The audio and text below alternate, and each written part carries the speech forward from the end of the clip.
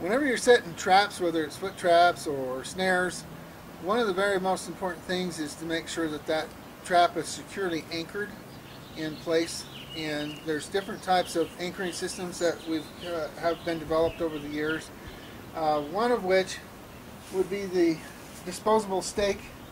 There's a lot of different styles of disposable stakes. This one is called the Berkshire, and this is a very simple setup. You just take a stake and you put on that metal plate there, and it's just kind of a flat metal plate.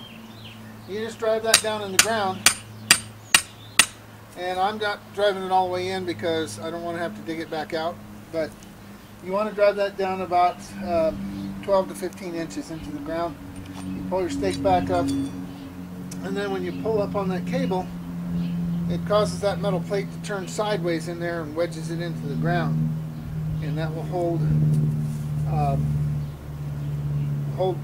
with quite a bit of force into the ground if you've got it down quite a ways.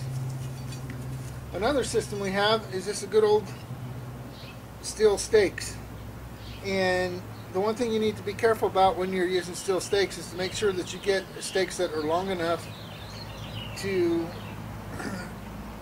support your traps in the type of soil that you're in. If I'm in really soft soil like sand, I'll run a longer stake, approximately 30 inches long. In most soil systems up here in Idaho where we are at, I'll run a 24-inch stake. They seem to do real well. And when I get in other parts of the country, then you can use a shorter stake if the soil's good, like maybe an 18-inch.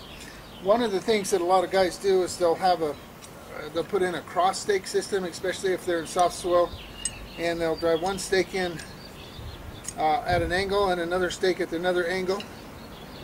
And so in order for that animal to pull that trap loose, it's fighting against those two stakes at those two different angles, and it locks it into place pretty well.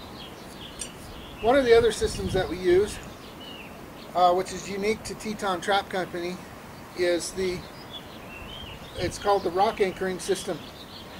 In order to put the rock anchors in, you'll want to drill a 1/2-inch hole down in the rock that you're going to use, and this is just a portable rock that I use for demonstration, but you can put them in rock, you can put them in cement, and they also go in wood. If you have a big tree root or something, you can put one in. And what it is, it's a double wedging system that has teeth on it, and it'll go in. You just slide it down in that hole that you've drilled. You want to go in about 5 or 6 inches down in.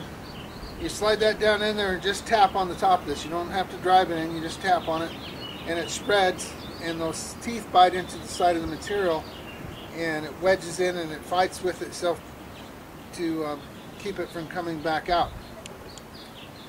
One of the most common systems that are used with snares is to tuck the snare back on itself. And this is a system I use a lot, especially when I'm out in the desert trapping bobcats and so forth. And what you do is you find a tree branch or the base of a tree or something, and you just put the snare around it. And this is why also I do advocate the loop in, and you just tuck that snare through that loop in, and that will anchor that system in tight. Now, if you're in an area, and we run into this a lot out on the desert, where you may not have a good anchoring spot right in the immediate area, we'll use what is called an extension.